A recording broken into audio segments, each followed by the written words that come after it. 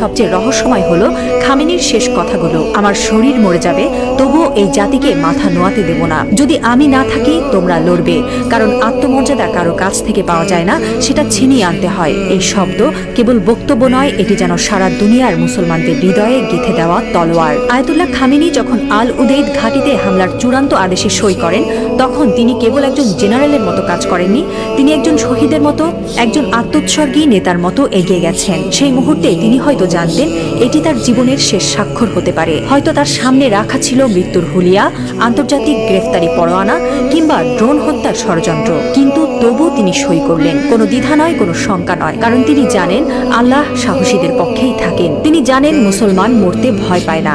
যারা আল্লাহর পক্ষে থাকেন তারা জানে মৃত্যু মানেই পরাজয় নয়, বরং আত্মত্যাগী বিজয়ের শুরু। এই একজন মানুষ এখন আর কেবল ইরানের নেতা নন, তিনি হয়ে উঠছেন সারা বিশ্বের মুসলিম উম্মার প্রতীক। একজন বিশ্বাসী, একজন অটল মুজাহিদ, একজন সাহসী পিতার মতো তিনি বলছেন, আমি থাকি বা না থাকি তোমরা লড়বে। হ্যাঁ মুসলিম উম্মাহ, তোমরা মাথা নিচু করো না। লা ইলাহা ইল্লাল্লাহ, আল্লাহ ছাড়া আর কোনো ইলাহ নেই।